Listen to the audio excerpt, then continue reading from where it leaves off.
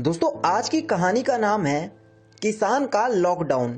सरयू नदी के किनारे एक सुंदर पालमपुर गांव था। नदी के किनारे होने के कारण इस गांव में हमेशा पक्षियों की चहल पहल बनी रहती थी। इस हरे भरे गांव की सुबह कोयल की चहचहाहट से होती थी तथा शाम को गाय के झुंड अपनी घर वापसी करते हैं।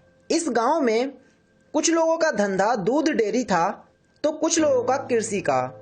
इसी गांव में रामहित नाम का एक किसान भी रहता था। रामहित के घर में उसकी पत्नी सरला के अलावा उसके एक 18 वर्ष की उमा नाम की पुत्री भी थी। रामहित अपनी आजीविका के लिए कृषि पर निर्भर था। रामहित का नदी के किनारे एक बड़ा सा खेत था जिसमें वह सारी फसल उगाता था।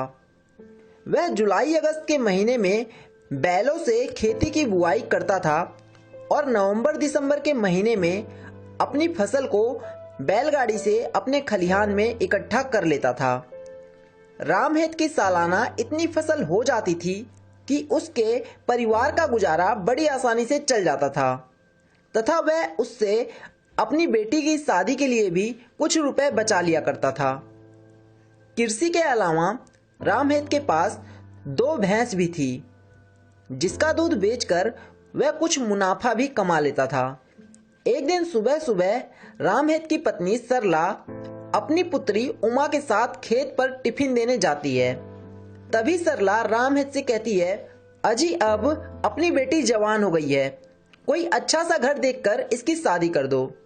ये बात रामहित को मन भर जाती है और वह कुछ दिनों के बाद अपने पैसे इकट्ठे करता है तथा कुछ पैसे गांव के लाला से बेटी की शादी के लिए ब्याज पर ले लेता है ताकि वह अपनी बेटी की शादी धूमधाम से कर सके।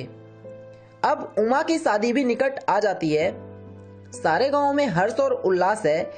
पालमपुर गांव में बड़ी शान और शौकत से वह अपनी बेटी की शादी करता है। बेटी की शादी के कुछ महीने बाद लाला उस किसान से तय समय से पहले ही अपने पैसे वापस मांगने आ जाता है। लेकिन देश में कोरोना महामारी की वजह से लॉकडाउन लगा होता है। ऐसी स्थिति में रामहित अपनी फसल बेच नहीं पाता जिससे वह लाला के पैसे चुका सके। उधर लाला किसान की इस मजबूरी का फायदा उठाकर बार बार उसके घर पर पैसे मांगने आता है। रामहित के कई प्रयास करने पर भी उसकी फसल मंडी में नहीं बिच पाती। इसके कारण वह पैसे ना देने पर मजबूर हो जाता है। कोरोना के कहर के कारण उसके घर का पूरा राशन और जितने भी रुपए उसने अभी तक बचाए हुए थे सभी खत्म हो जाते हैं। इसी के चलते हर रोज अपनी बेइज्जती के डर से रामहित जहर खाने का निर्णय करता है। जहर खाने के तुरंत बाद ही सभी गांव वाले उसे हॉस्पिटल ले जाते हैं और एक बार पुनः स्वस्थ होकर वह फिर गांव लौटता है।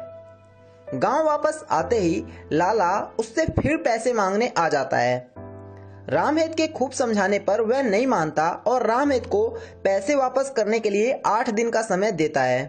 तभी लाला की इस हरकत को देखकर गांव वाले उसकी खूब पिटाई करते हैं तथा सभी गांव वाले मिलकर लाला का सारा पैसा भी चुका देते हैं।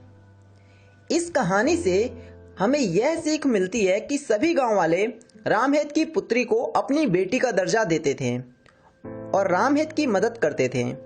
लेकिन इसके उलट शहर में लोग पड़ोसी मजदूर की भी मदद नहीं करते और उन्हें अपनी जान गंवानी पड़ती है।